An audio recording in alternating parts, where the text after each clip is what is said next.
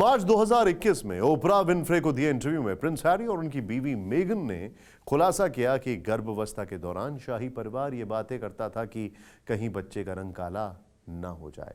लेकिन Megan Markle सांपली थी। British royal family के वारिस ने खुद इस बात पर मोहर लगाई थी कि शाही घराना कितनी पुरानी सोच का है। लेकिन रॉयल फैमिली को इससे कोई फर्क नहीं पड़ता है। यही वजह है कि जब एडविना की रंगीन मिजाजी की तार एक अश्वेत नागरिक से जुड़े तो हंगामा खड़ा हो गया। कहीं एडविना की डायरी में शाही घराने का नस्ल भेद तो दर्ज नहीं है। देखिए टेलीसीरीज का यह एपिसोड, तन्हाई, creamy colour of affair.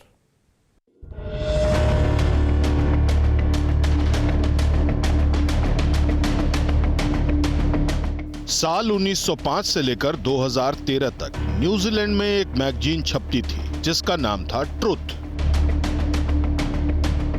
Truth magazine ने 1987 में एक ऐसा खुलासा किया जिसका झटका ब्रिटिश राजघराने तक महसूस किया गया।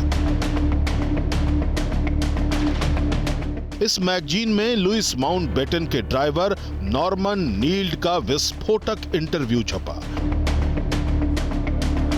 1942 से 1943 तक माउंटबेटन जब रॉयल नेवी में एडमिरल के पद पर थे, तब नॉर्मन नील्ड उनके ड्राइवर थे।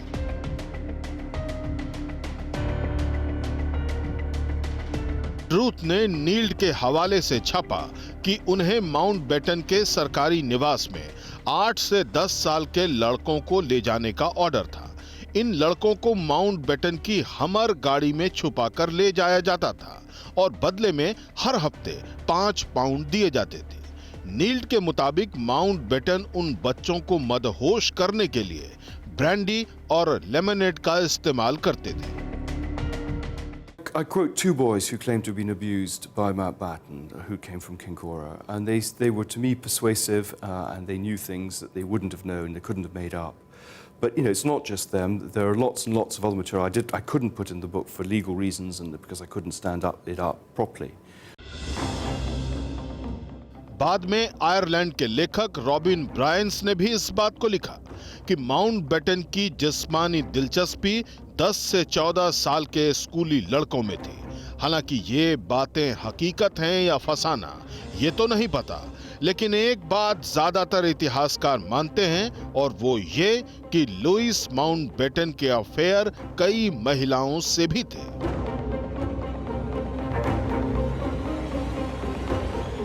18 जुलाई 1922 को लुइस और एडविना की शादी हुई थी। 10 साल बाद माउंटबेटन का अफेयर फ्रांस के एक न्यूज़पेपर मालिक की बीबी योला लेट लायर से हुआ, जो माउंटबेटन की मौत तक जारी रहा। एडविना की मौत के बाद माउंटबेटन के रिश्ते मशहूर अमेरिकन एक्ट्रेस शर्ली मैकलेन से रहे। माउंटबेटन की जिंदगी ब्रिटिश साम्राज्य के सूरज को रोशन करने में खप गई। ब्रिटिश उन्हें सेकेंड वर्ल्ड वॉर का हीरो मानते हैं, लेकिन माउंटबेटन की यही व्यस्तता एडविना को तन्हाई की खाई में ढकेलती गई, जिसे पाटने की जिद ने एडविना को कई दूसरे लोगों के करीब ला दिया।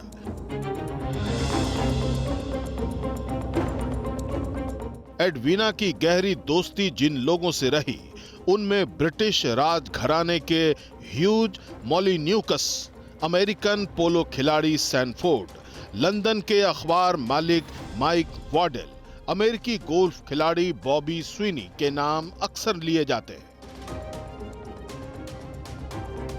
कई इतिहासकार भी इस बात पर राजी दिखते हैं कि एडविना और लुइस की शादी ओपन मैरिज थी, यानी दोनों को एक दूसरे के अफेयर से कोई खास दिक्कत नहीं थी। हाँ, एडविना का एक प्रेमी ऐसा भी था जिससे एडविना सबसे ज्यादा प्यार करती थी और माउंटबेटन उतनी ही नफरत। उस शख्स का नाम था लेस्ली हचिनसन।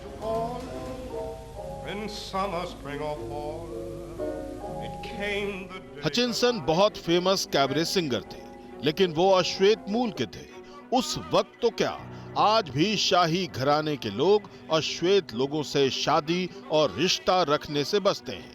यही वजह थी कि हचिनसन से माउंटबेटन को बेइंतहा नफरत थी। एडविना की बेटी पामेला लिखती हैं, जब मेरी माँ शॉपिंग से घर लौटती थी तो ड्राइविंग रूम में मिस्टर लैरी ग्रे, लाइब्रेरी में मिस्टर सैंडफोर्ड, आराम कक्ष में मिस्टर टेड फिलिप, गलियारे में सेनर पॉन्टको माँ का इंतजार करते थे। इनमें मिस्टर मोलिनेक्स भी थे। वो कहाँ होते थे पता नहीं।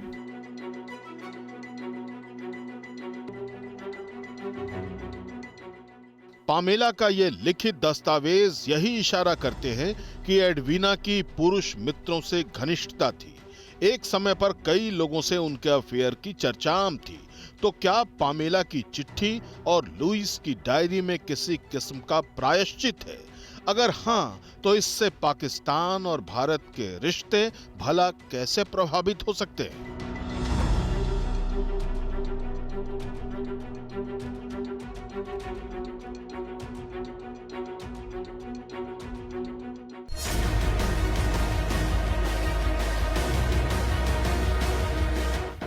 परवाह देश की, सोमवार से शुक्रवार रात 10 बजे TV9 भारतवर्ष पर।